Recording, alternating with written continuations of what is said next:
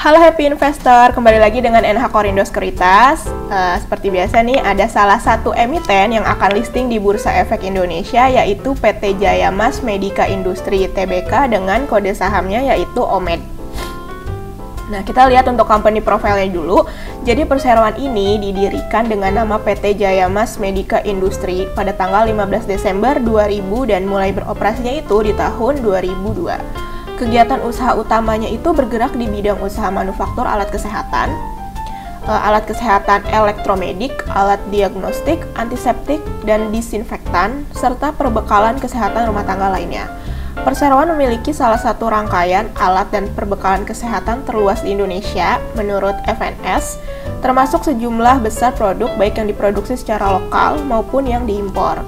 Nah, portofolionya itu dibagi menjadi 6 kategori. Pertama, produk kesehatan sekali pakai dan habis pakai, antiseptik dan dialisis, diagnostik dan peralatan, bioteknologi dan laboratorium, furnitur rumah sakit, serta yang keenam ini alat bantu jalan dan perawatan rehabilitasi. Nah, ini bisa dilihat company bisnis di mana merek-merek dari perseroan.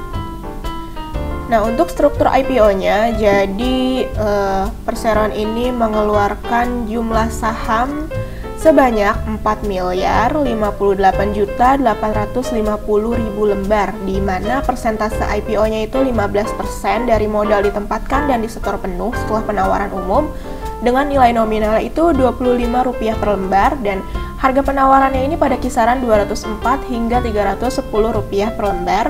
Dan nilai IPO yang didapatkan ini maksimal sebanyak Rp1.258.243.500.000. Dan penjamin emisinya itu ada 3, diantaranya CLSA Sekuritas, CIMB Niaga Sekuritas, dan Ciptadana Sekuritas. Nah, di sini juga bisa kita lihat mengenai struktur permodalan dan susunan pemegang saham baik sebelum dan sesudah IPO. Untuk jadwal IPO-nya, masa penawaran awal itu di tanggal 6 hingga 12 Oktober 2022, tanggal efektif yaitu 21 Oktober 2022, masa penawaran umum 25 hingga 27 Oktober 2022, tanggal pencatahan 27 Oktober 2022, tanggal distribusi saham 28 Oktober 2022, dan tanggal pencatatan di Bursa Efek Indonesia-nya itu yaitu 31 Oktober 2022. Nah, dana hasil IPO ini akan digunakan oleh perseroan diantaranya 72,19% ini untuk pengembangan usaha dalam bentuk belanja modal dan modal kerja. Kemudian sebanyak 22,87% ini disalurkan kepada perusahaan anak untuk belanja modal dan modal kerja. 4,94% juga diberikan kepada perusahaan anak dalam bentuk setoran modal. Nah, competitive advantage dari emiten yang satu ini, pertama, industri alat dan perbekalan kesehatan Indonesia yang didukung oleh pendorong pertumbuhan ekonomi makro jangka panjang yang menarik. Kemudian yang kedua, industri alat dan perbekalan kesehatan di Indonesia, khususnya dalam kategori-kategori produk yang merupakan fokus perseroan berkembang pesat. Kemudian juga emiten ini pemain lama yang diposisikan secara menarik karena hambatan masuk yang kuat. Kemudian juga perseroan memimpin di pasar alat dan perbekalan kesehatan Indonesia dengan penawaran produk yang beragam dan lain sebagainya. Nah, untuk faktor-faktor risikonya, untuk risiko utama ini risiko gagal mengembangkan kemampuan pemasaran yang dapat memengaruhi pangsa pasar, nama merek, dan reputasi produk.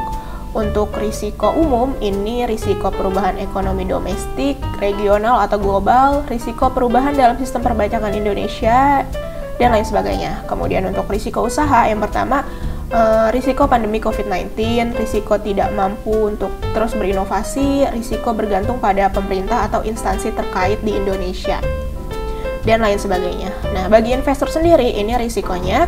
Pertama, risiko kepentingan pemegang saham utama mungkin berbeda atau bertentangan dengan kepentingan pemegang saham yang lain. Kemudian ada risiko likuiditas saham perseroan, risiko harga saham yang dapat berfluktuasi, dan lain sebagainya. Nah, kemudian kita lihat untuk key financial highlights neraca keuangan.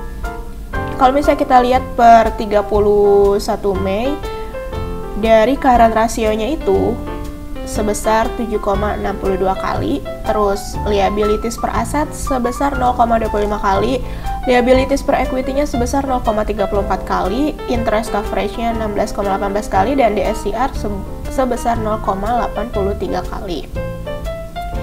Nah, kemudian kita lanjut untuk laporan laba ruginya.